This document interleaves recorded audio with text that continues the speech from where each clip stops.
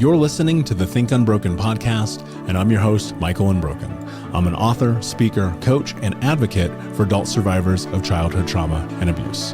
In this podcast, you will learn how to transform your trauma into triumph, turn breakdowns into breakthroughs, and go from victim to being the hero of your own story. You can learn more at thinkunbrokenpodcast.com, and of course, check us out on Apple Podcasts and Spotify at Think Unbroken Podcast. Marcy, welcome to the podcast. One of the things that I think about constantly in this journey are the stories of people who have just massive resilience. When I look at the world, I think to myself, there are people whose stories need to be heard. Not that everyone's shouldn't be, but they're like, sometimes you just sit and I hear these unbelievably captivating moments of people's journey. And I just think to myself, my God, if this person can do it, anyone can. So first, thank you for being on the show. And I'm curious if, for those who are listening today, why should they listen to our conversation? What are we going to bring to the table for them? Yeah, thank you so much for having me today. Really, my whole goal and mission is to reach as many people as I can possibly reach that are still struggling, that think that their circumstances and their life experiences have to define the rest of their life and their future. Yeah, it's funny because that's such this unbelievable shift that has to transpire, which I know we're going to kind of talk about some of the ways you've done that in your personal life. But let's kind of start at the beginning. Obviously, you grew up in a space and time in which kind of like out the gate, for lack of a better way to phrase it, you kind of have the world against you. You grew up in trauma, being born with a cleft lip and palate, this unbelievably dysregulated nervous system, chronic illness, addiction. I mean, it was just like one thing after another after another. When you think about your childhood, if you were to describe it in like one word, what word would you use? The first one that comes to mind is chaotic. What does that mean? It was from everything, from one end of the spectrum to the other. In every area of my life, everything was chaos. I never knew anything about feeling safe, what that felt like, what that looked like. There was no one around me that modeled that for me as a young person. So not only did I have my own medical issues, but our household was chaotic. My father was an active alcoholic. My mom was really young. We had no running water and no electricity for a while. It just complete chaos all the time. Yeah, I obviously resonate with that tremendously. It's something I've shared publicly many times. Chaos is one of those things too, where you don't even know it's happening, right? You don't even realize it's chaos until you see a normal family and you're like, wait a second, something here is off, and I would have to imagine just kind of the experience of that shapes you, right? It turns you into the person that you're going to become. Let's go into this a little bit deeper because I really want to create some structure and context that I think will be beneficial for people. Growing up with abnormalities or physical disformities, or even having them occur within childhood can really, really mess you up. As people know, my mother cut my finger off when I was a kid. It's discolored, multiple surgeries. It's all crooked. It's an odd looking thing. And the torturous sensation of that between like having to bear witness to it on a daily basis, the bullying, the making fun of, all of the things that come along with that really shape your identity. Did you have a similar experience? Yeah, when I was young, I grew up in this really small town of literally like 250 people in Vermont. So I was really isolated and insulated when I was young, and I just had my cousins and my family really around me. So I didn't really know per se that I was like different, right? Because my cousins didn't pick on me or, give me a hassle in any way. But it was for me when I went to school. As soon as I went to school, then the kids were taunting and teasing and bullying and name calling and, mimicking the way that my face looked. I didn't speak like I speak today. It was really slushed and slurry. I've had like 6 years of speech lessons to be able to speak this clearly. And In addition to that, I had braces when I was in kindergarten. I mean, just a hot mess. And the kids were constantly reflecting back to me how I was not okay, you know? And yeah, and please feel free to extrapolate here and go deep and elaborate as much as you care to. I'm curious, like when you have those experiences and then you head into adolescence, did you have thoughts about the future that young and the impact that those experiences would have? Because I remember as a kid, for me, I'd have those moments, and this is a very truism for my story in my life. I'd be like, I'm going to show these motherfuckers. Like, I just remember vividly having these thoughts. And I'm just wondering if that was ever a part of your story. If you were like, you know what, I'm going to show these people. And it may not be. I'm just curious if that happened to be a part of it. Oh my God. You're like reading my mind. Yes, that was my life. So for me, and thank you for allowing me the permission to go deep, because I'm not sure, what people want to hear or they don't. But essentially, growing up and having my face being deformed, you can't hide that. Like, you can't get away from that. And it literally made me so insecure and so neurotic immediately. And I felt so full of shame just for being alive, just literally for breathing the air that I was breathing. And I adopted all these beliefs about myself, that I wasn't worthy, that I wasn't lovable, that no one was ever going to love me, and that my life was going to be shit, really, from, now until forever, is what I thought as a kid, based on the way people were treating me and all of those belief systems that I adopted based on how I was being treated. And I was just like you. I got to this place where I figured out that if I could just be who people wanted me to be, i.e., if I could be funny, if I could be smart, if I could be really good at sports. So basically doing all these other things to garner accolades, attention, approval, then I was in the driver's seat. Right. So I was like, I'm going to show you. And that's been my motto my whole life. Like, tell me I can't do it. And right. And that's just a challenge for me. Yeah. And same, it's funny because that place, I remember one time, I don't know if I've ever told this story on here. One time there was this kid who was like the most popular kid in school. And, I was in high school at the turn of the millennium, and there were these JanSport backpacks. And so they were everywhere. It was like the thing. And like, even though we're in the hood, like we still had like, some kids who had money, and it was always kind of strange to me. And there was Jordans and JanSport backpacks, and we were poor. I mean, same, we had no running water. At this point, I was living at home with my grandmother who was in a coma. Like, it's a whole fucking thing. And I just was like, you know what? This cool kid, because this is my perception of reality as a teenager. I'm like, well, in order for me to be cool, I have to go get a JanSport backpack. And I mean, those things might have been like 40 or 50 bucks. I don't remember.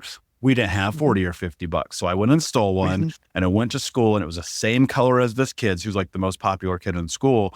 And oh my God, I got roasted for this, like destroyed. And it was just like, it was so abundantly evident to everyone but me that the thing that I was doing was pretending to be everyone else. And I think that's this incredible byproduct of the trauma and the abuse that we go through, where you mentioned it. And you didn't use this word, but I'll place this word. It's like we become caricatures of ourselves in the hope that people like us. When you were going through that in this space of people pleasing and trying to be what people wanted you to be, and then also excelling at the same time, how did that translate later into life, into your teens and into your 20s? Like what started to transpire out of your need to be seen, to be witnessed, to, be a person? Yeah. Well, things just kind of really got tougher for me, honestly. So it became super clear to me sometime between kindergarten and like second grade. I don't know exactly. This was in the 80s. That I definitely was not in the societal norm. I definitely was attracted to girls rather than boys at a really young age. And so, in my family, we didn't have time to talk about feelings, thoughts, or any of it, right? It was survival. And no one had the capacity for my stuff, nor did I feel comfortable saying anything to anyone about what I was thinking and feeling. So it was just like, for me, that was like a gas bomb on the fire, right? That was already fueled of self-hatred, self-loathing, and all of these things. And so I'm trying to deal with the way that I feel. But again, this constant belief system of I'm not enough, I don't matter, I'm never going to be loved. All of these things are going on and I'm not safe to be who I am, right? It's not okay. I'm not okay. And so all of this is going on. So I found my place in sports. Sports saved my life for a really long time. And I was super committed as an athlete until I found drugs and alcohol. And when I found drugs and alcohol, I started dabbling with it like in middle school. But by high school, I really was like, okay, this is my thing. Like this alleviates me in a way that I never knew was possible. And I didn't even I couldn't name that I was needing to be alleviated. But boy, when I took my first drink, I was like, oh my God, this is why my dad's a drunk, right? Like this makes perfect sense why he goes to the bar instead of comes home. It all just made sense for me. And I'm like, this is great. And he's doing fine. So I'm going to do this. And that's what ended up happening. But I continued to excel in terms of I made the varsity basketball team my freshman year. And I did well in school and, really half-assed my classes and all of those kinds of things. But I was still always hustling for love, always. But the other really interesting thing, and I wouldn't be surprised if you can relate, is that I wanted people to come close. Like I wanted relationships and validation, but at the same time, I didn't want you too close. Like it was so intimidating for me to have any sort of intimacy with anyone. I don't think I ever experienced it really until probably in the last 5 years of my life, honestly.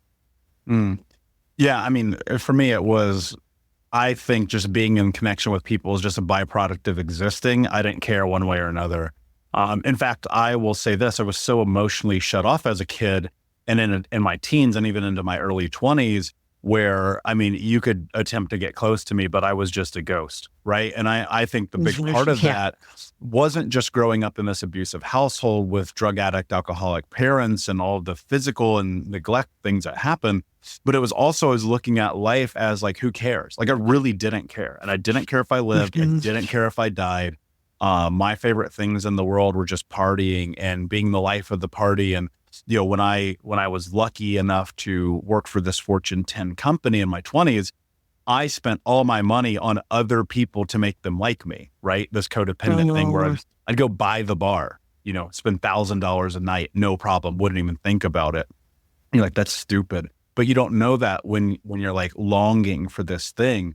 But I remember very young, and like you, experimenting with drugs and alcohol when I was in middle school. By the time that I was in high school, I was high all day, every day. Like you would never see me not high.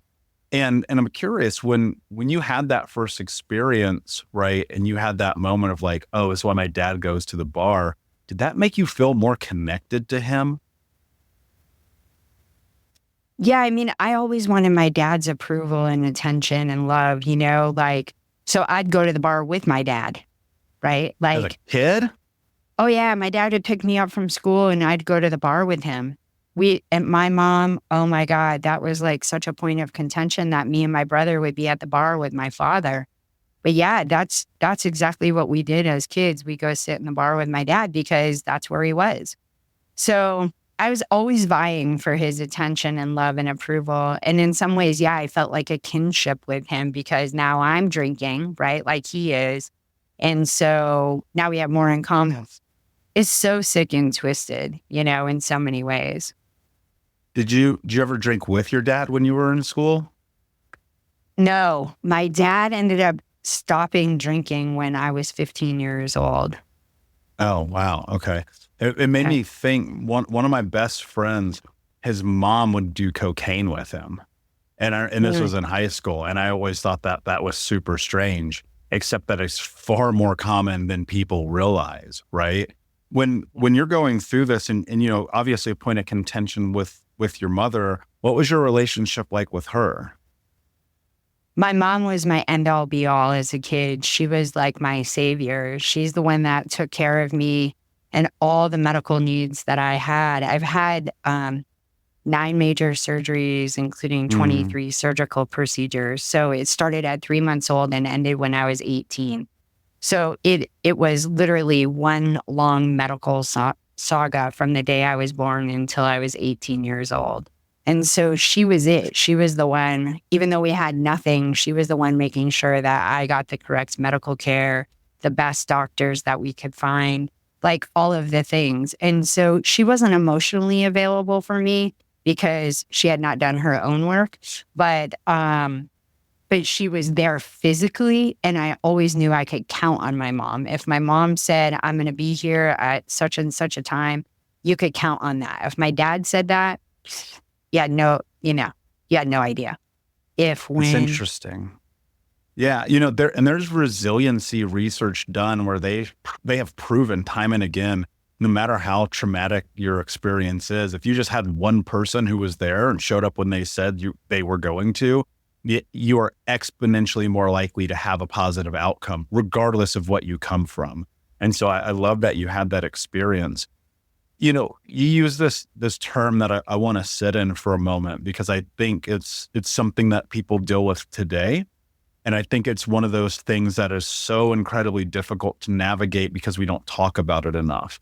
And while I recognize that this may not be how you would look at yourself today, at a period of time it was, when you think about like self-hatred, you know, and using that term in your adolescence and in your teens and up until whatever point that went away, like what does that look like? Like paint me a picture of self-hatred. I know it's a dark question, but I'm asking it because I know that there are people who maybe they're in that place right now and they don't even recognize it. And if they can get some benefit out of it, I know the question sucks because I'm asking it and I feel it in myself asking the question, but I really think it would help people. Like what did self-hatred look like for you?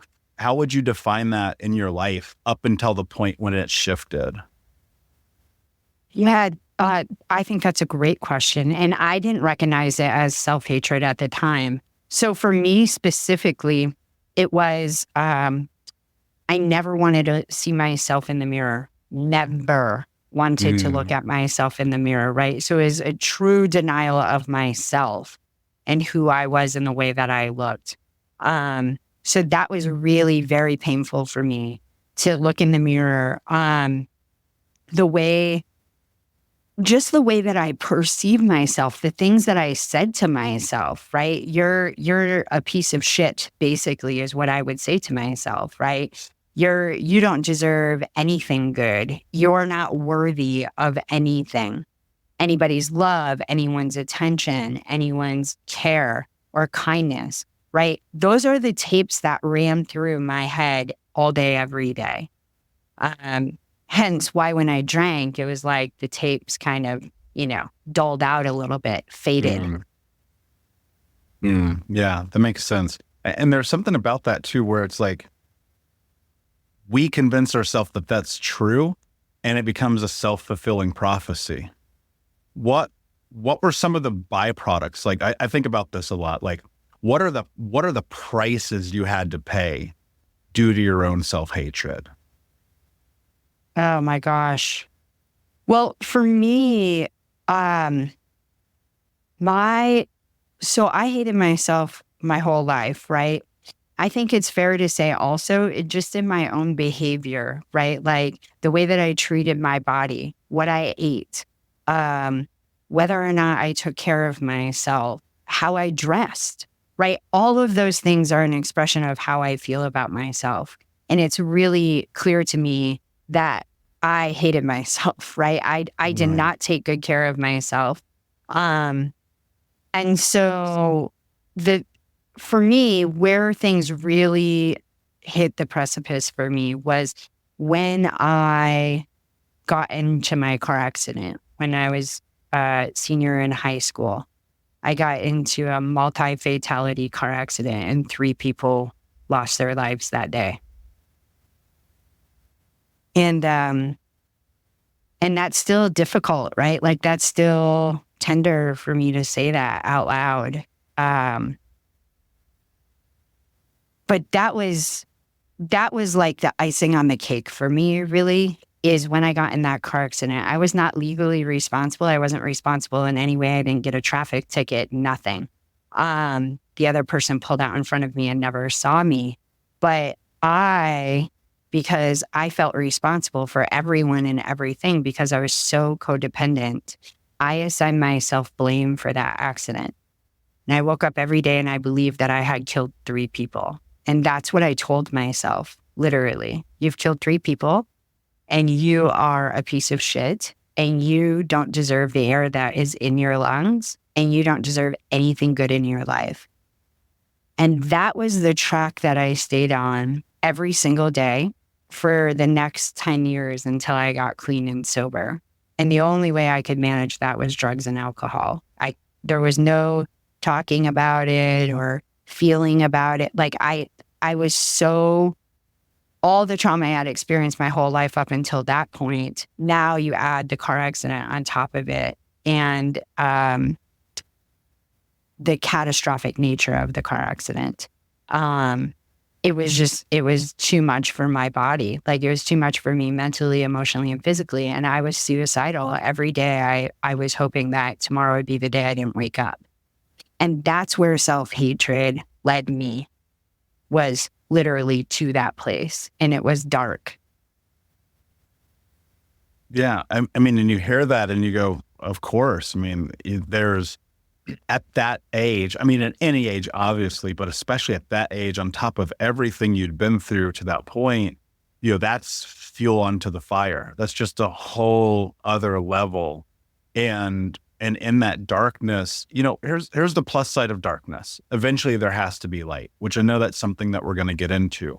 But I want to sit in this for a moment longer just because I know how important it is. Now, there's different things that happen in people's lives. And I'm not saying there has to be a car accident involving fatality. It could be something very small, right? But to a person listening right now, it could be monumental. And they hate themselves tremendously. And they go down the path of drugs and alcohol and sex and all the things in the world to numb. And it's like that is a part of the human experience, to find any way possible to cope. And having those dark thoughts in your head, what I thought as I was growing up into my teens and 20s, very suicidal. Like, and I've shared this before, I tried to take my own life for the first time when I was 14.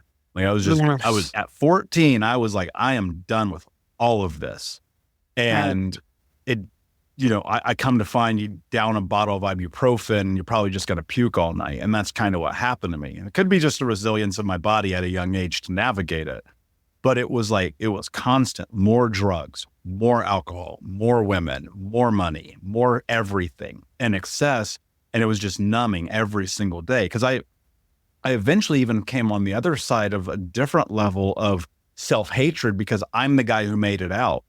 Right? When my 3 childhood best friends have been murdered, a ton of my friends are in prison. Like, even to this day, we're talking about 20 plus years since I've seen some of these guys and girls.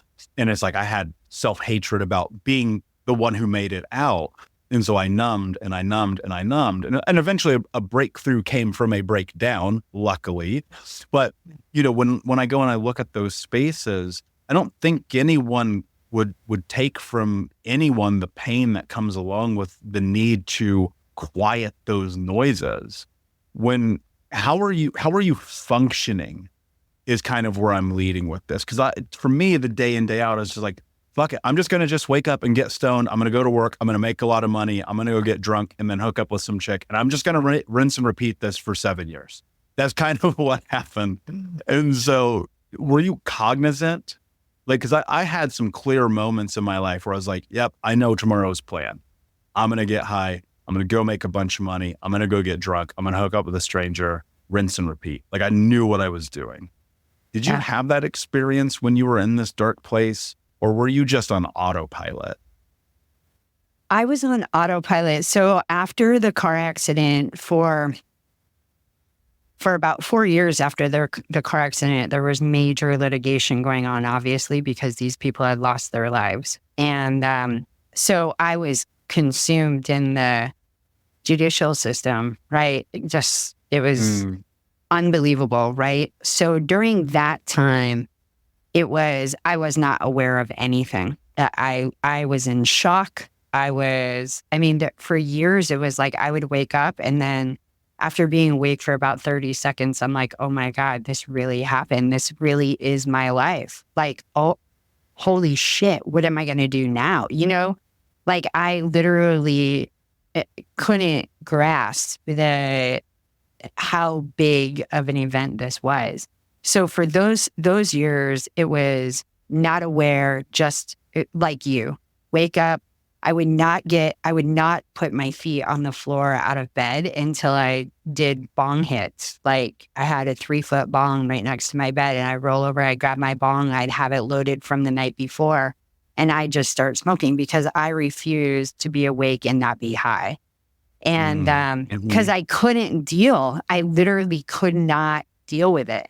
And then I'd go to work just like you. I'd make money waiting tables and bartending. And then I didn't hook up with people. That was one thing I didn't do because I have some sexual trauma in my past. And I was just like, that wasn't my thing. So I didn't hook up with people, but I get wasted that night on whatever there was to get wasted with. It didn't really matter. And then I go to bed and I do the same thing the next day. And I just did that day in and day out. And it never really changed. When it changed for me was when I met my partner now, Tracy, and she had a daughter. And Brianna was only 8 years old when we got together. Today she's 31. And I raised her like my own. But for the first couple of years that I was in her life, I would pick her up from school and I'd do exactly what my dad did with me. I'd pick her up and I'd take her to the bar with me. Mm-hmm. And that was my wake-up call. One day I was driving back to the bar with Brianna and I was like, oh my God, I'm literally doing the same exact thing. Most tax pros leave a message. It's Jane. I'm moving on to a TurboTax expert who beat your price. Adam Devine, tell him how I feel. Hey, tax pro, she's been thinking twice. Best believe TurboTax will beat your price.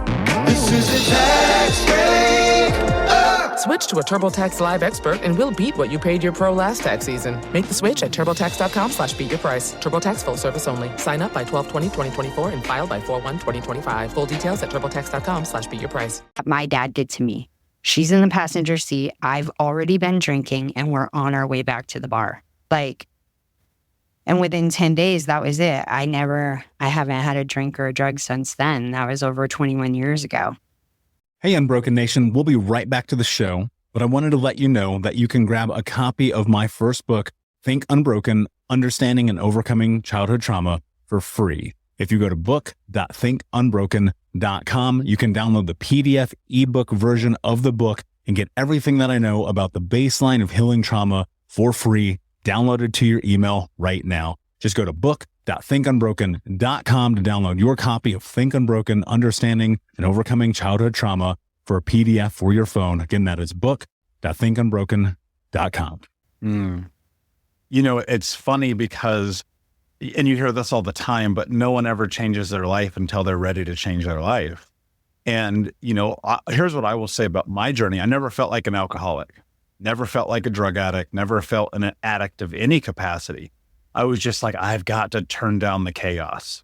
And one day I'm sitting and I'm looking at my life and, I'm 26 years old, almost rock bottom, 50 grand in debt, making over $1 million, 350 pounds, smoking 2 packs a day, drinking myself to sleep.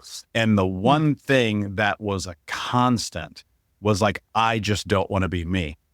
And as I'm laying in bed one day, I'm watching the CrossFit games and I'm eating chocolate cake and like being fucking morbidly obese and just watching these people. And I used to be an athlete. I played 4 sports. So I was a letterman, all those things. And I was just like, you are choosing this life. And it was like such a clear moment for me. And that's what I needed. on top of a call with my brother telling me, don't talk to me ever again. You're not my brother. And I just kind of, destroyed my life in a lot of ways. And I sat and I remember vividly having this thought where I was like, you did this. And it wasn't me playing a victim any longer. Cause like the victim mentality to me is like, I'm going to keep doing the drugs. I'm going to keep doing the alcohol. I'm going to keep doing all these things and numb and blame the world. And it's everybody's fault. And then you kind of go, I'm doing this. Like you just said, you're like, oh my God, I'm doing what my father did. Here's the part people don't understand though. Of course you would do what your father did. This is what you were taught. Right. Here's where it gets interesting though. Well, now what do you do? So tell me about this moment. I want to go into this for a second, a little bit deeper, because I think people have aha moments all the time in life. I think it's just part of the story. We're often having epiphanies. Most of the time people aren't doing anything with that information. Right. Why?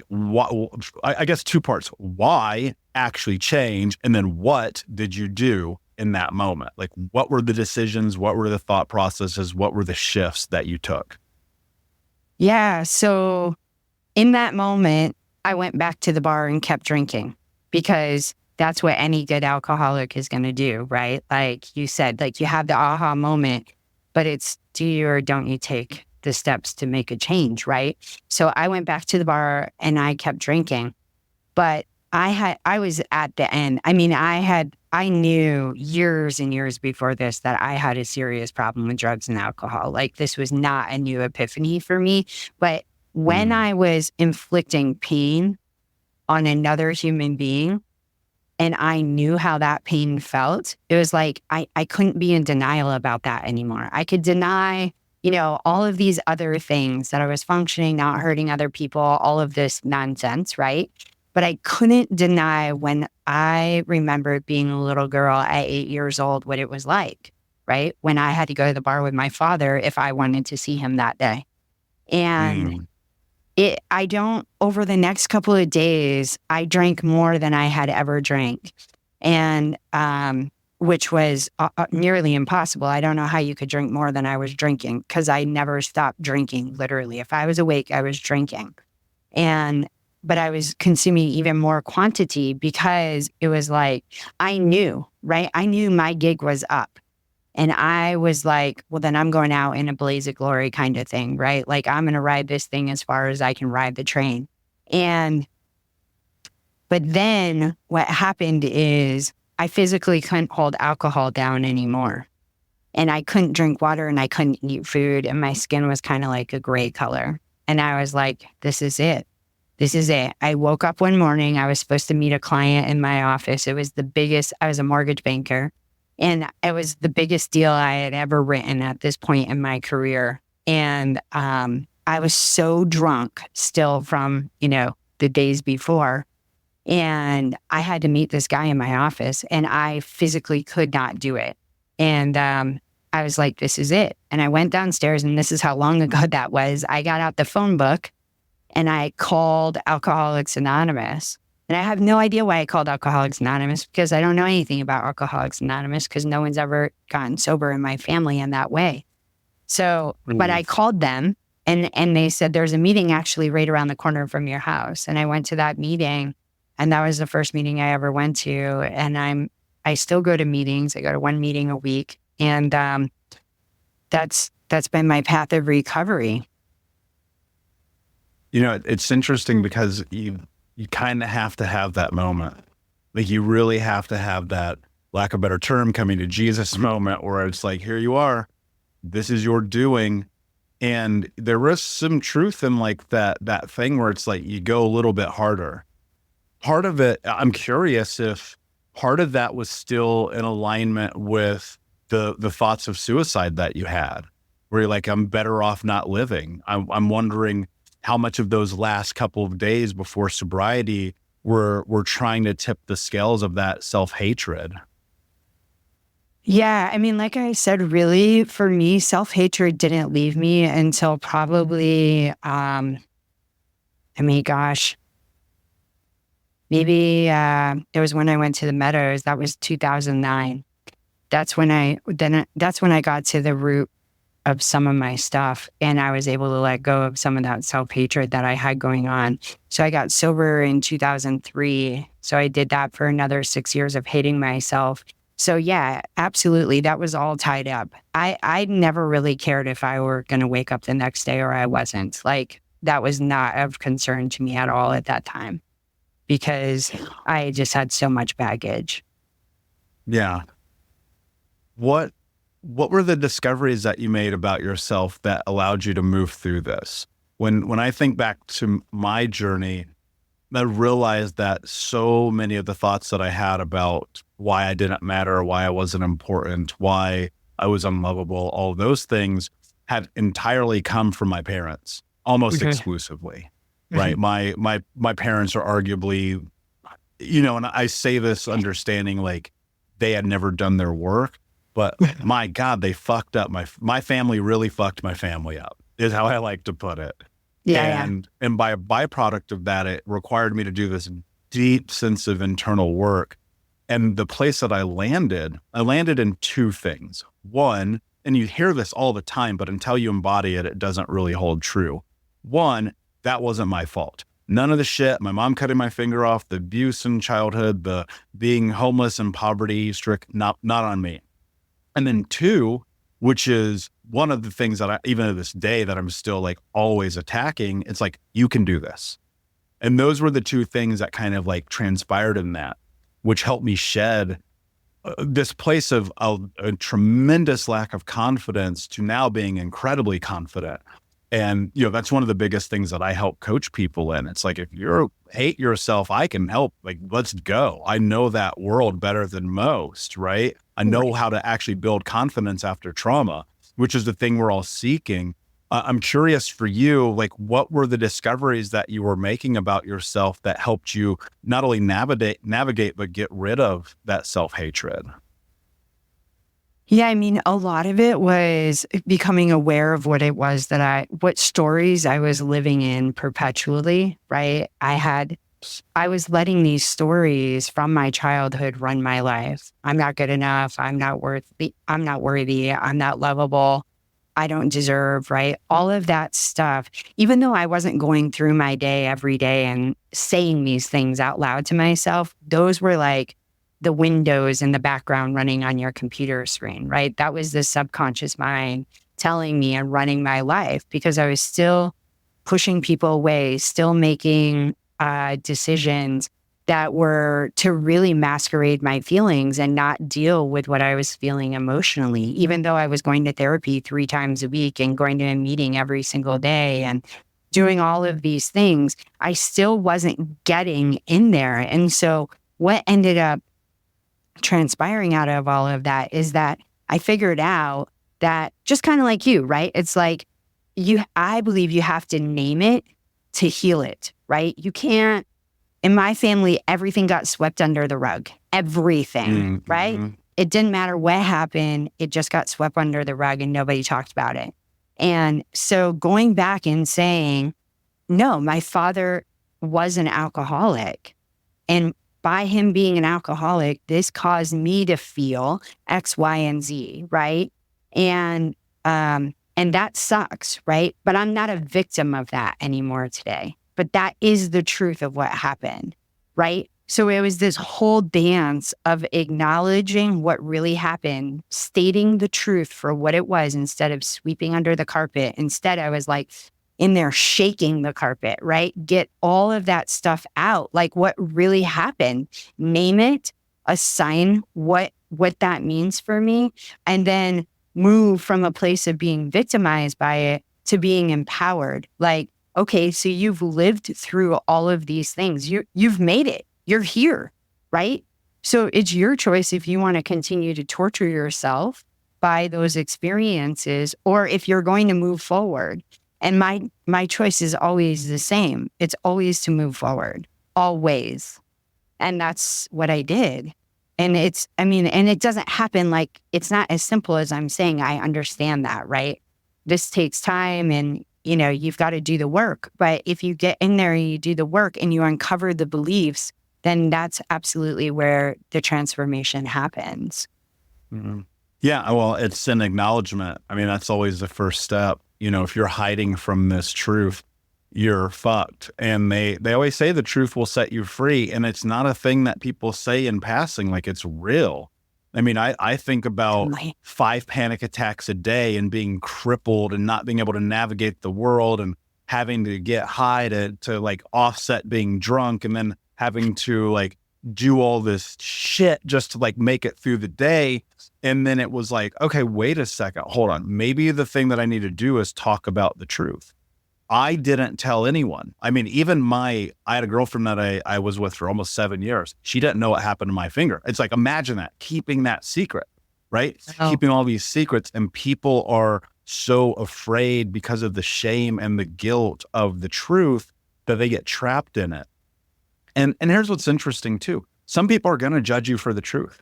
Some people are going to say, you know what, you fucking suck. How dare you took that child to a bar? You're just like your dad. You're a loser. Like all that. Like you don't get to control people's opinion of you. Fine. That's right. So be it. But what you're in front of is this place where it's like, are you willing to let go of all the things that have kept you in this moment? Because once you do that and you acknowledge it, that's where freedom begins. Obviously, I know one of the big things that you've been able to do very similarly to me is transform that trauma into triumph and actually go and be of service. Mm-hmm. Where did the inspiration for you come from to be someone who supports other people, to be a mentor and a coach and a guide and a leader? And not only where did it come from, but why? Well, this is a loaded question. So, over the next 21 years after I got sober, I was like, I've arrived, like this is amazing, right? And I thought that I had, seized the day per se, right? But the truth is things got a lot worse for me before they got better. And up until really 3.5 years ago, they were worse. Because what I did is I traded out addictions. I started working. And I got in a sales position as a mortgage banker, and I excelled because of course I did, right? Because I'm going to show you, right? And I'm going to show you how valuable and worthy I am. And so I excelled, and I ranked in the top 1% in the country and did all of this craziness, right? Worked myself to death. And 3.5 years ago, my body said, no more. No more. You're not doing this anymore. And my body literally came apart. And I ended up having mast cell activation syndrome and histamine intolerance, which is life-threatening if you don't do something about it. And so I got real serious. I got the message loud and clear. I spent 40 days bedridden, and it looks like I may never get to go back to my career in the business that I worked so hard and built. And it looks like my life was pretty much over. They were going to give me whatever they could give me to try to make me as comfortable and symptom-free as possible. But that basically you have to live like this for the rest of your life. And again, I said, that's not an option for me. So I'm going to figure out how to heal my own body.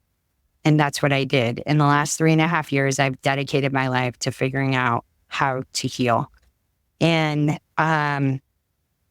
what I did specifically is I dove into meditation. I have always been a spiritual seeker, always, and have always believed in something. I couldn't name it or whatever, but I've always believed in something. And so I dove into meditation. I had been meditating for probably 10 or 12 years prior to this happening, but I got really serious and I started meditating like 2 and 3 hours a day. And I used open focus meditation, and I followed Dr. Joe Dispenza for a long time. Mm-hmm. And then his work stopped working for me, but so grateful for the part that it played in the beginning of my healing journey. But I stayed committed to meditation several hours a day. And what that does is regulates your nervous system. And when you regulate your nervous system, then the body feels safe enough to release that trauma. So the trauma is what was making me sick. In the imprints that it had left on my body, it had lowered the frequency in my body enough that it was making me sick. So I realized that not only did I have to, work with meditation, but I had to change my thinking. I had to change the stories that I was telling myself. And the stories I was telling myself were, I'm not safe. I'm not safe. And I lived in a constant state of hypervigilance and fight or flight. And that also was what was making me sick, is that my nervous system was never regulated. So I was angry, agitated, irritated. I had PTSD. I have complex PTSD, the whole thing, right? I had all these things going on. And so I had to change that. I had to get out of that mindset. I had to bring the body out of fight or flight and chronic state of stress into a place of ease so I could heal. And then the third thing that I did was that I committed to raising the frequency in my body. And I did that by learning how to live from a space of gratitude and love. And that might sound really simple, but when you're a highly traumatized person, to literally change your entire life and start living from a place of gratitude and love so that you can raise your frequency in your body, that is no small task. And I've spent the last 3.5 years dedicated to that. And today I have no mast cell activation syndrome, no chronic illness, no histamine intolerance. I have nothing. I take no supplements. I take no medication, nothing. And so I learned that what I think and what I feel is what happens in my body. My body is listening all the time. And that if I can change the messaging in my body, then I can heal my body. And that's exactly how I did it. And so I want to bring hope to other people. Yeah, no, I love that. And what I often think about is homeostasis, right? And the natural space for a lot of people. I'm not saying everyone, but I would argue a lot of people kind of have homeostasis from birth. They don't grow up in traumatic households. They have parents, maybe even if they have one parent, they have loving parents. Maybe it's not as chaotic as it is for people who grew up how we grew up. Okay. And I'm speaking to the people who grew up how we grew up, just a shit ton of trauma, high ACE scores, CPTSD out the ass, like the whole nine. You want to change your life, you have got to control your fucking body.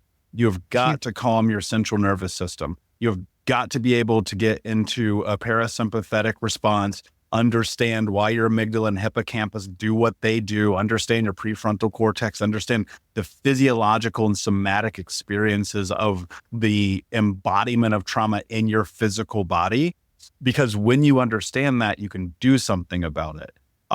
For me, a couple of things that I have played a huge role in my life have been not only hypnosis, but meditation, journaling, gratitude.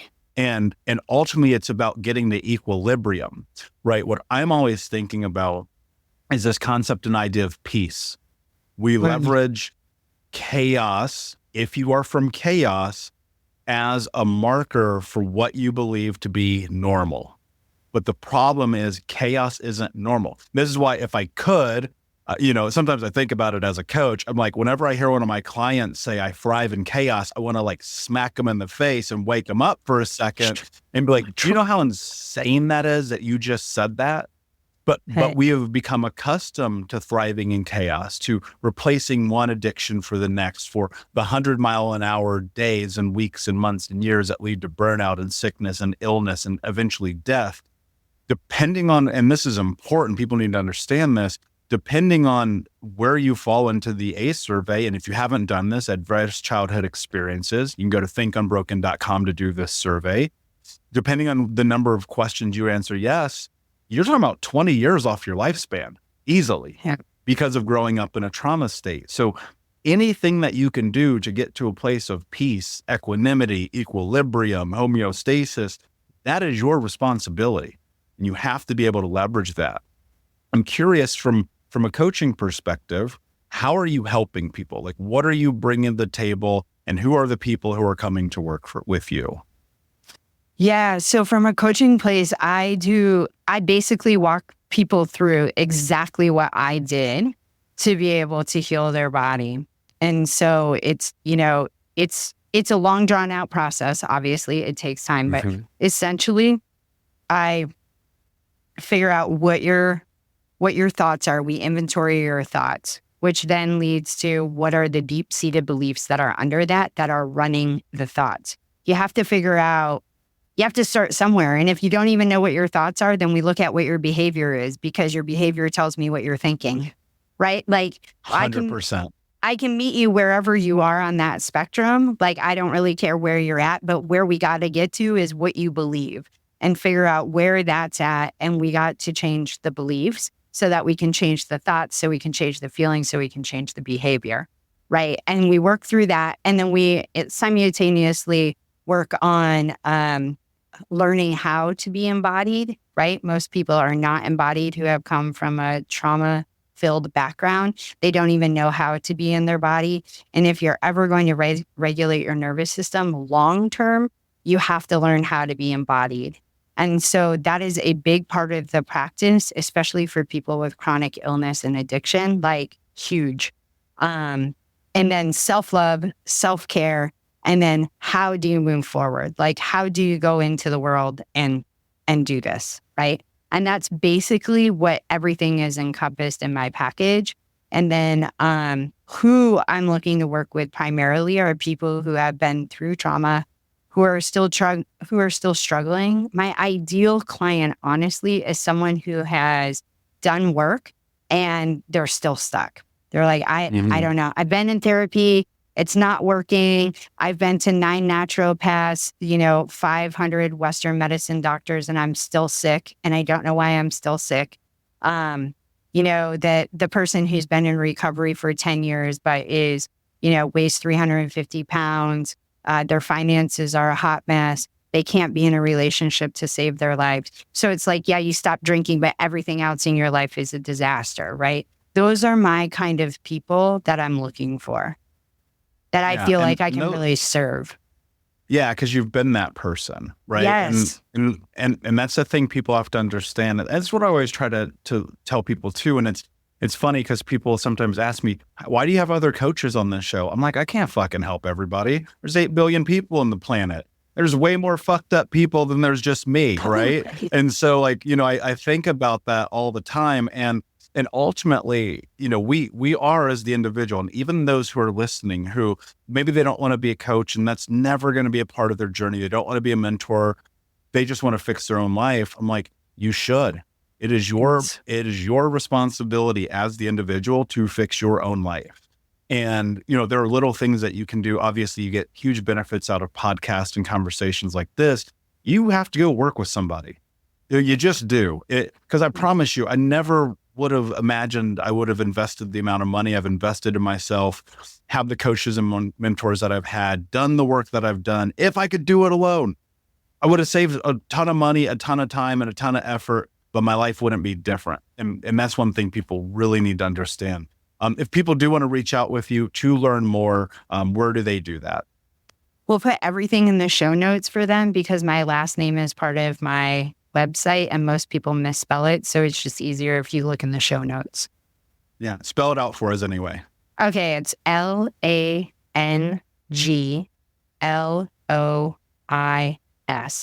So it's marcylanglois.com. Got it. Perfect. Yeah. And guys, if you care enough about your life, you'll care enough to type that in. I'm just saying. With that said, my friend, before I ask you my last question, just I want to give you gratitude and say thank you for being here in your journey. Obviously, I resonate tremendously. And I can't help but think it's like, this process that we're in is a very human process. And we all have the power and the ability to really transform this trauma to triumph. It does not have to be what it is today, but if you don't do the work, it's not going to change. My last question for you, what does it mean to you to be unbroken? This is such a great question. I think for me, what it means to be unbroken is simply to be who I am, like fully, right?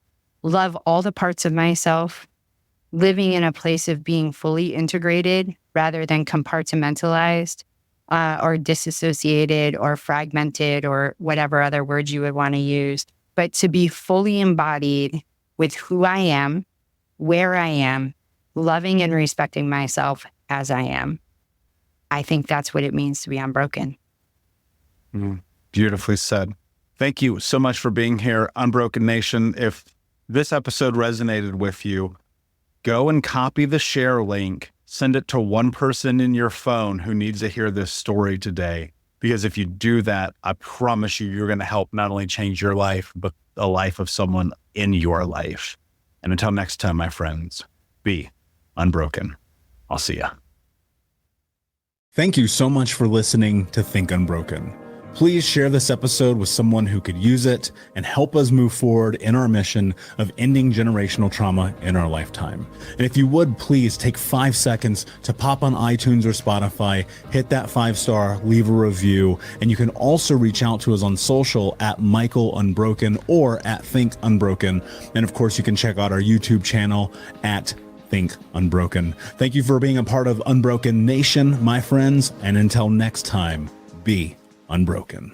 We'll be right back to today's show, but before we do, I want to let you know that you can get a free copy of my first book, Think Unbroken, Understanding and Overcoming Childhood Trauma, when you leave a review for the podcast on Apple Podcast, either on desktop or on your phone. All you have to do is go to Apple Podcasts, look up Think Unbroken, click follow in the top right, and then go and leave a review at the bottom. And when you leave that review, screenshot it and send it over to book.thinkunbroken.com, where you can upload your contact and mailing information, and we will send you a free copy of this award-winning best-selling book, absolutely free, including shipping. Just go to book.thinkunbroken.com to upload your screenshot review from Apple Podcasts for the Think Unbroken podcast.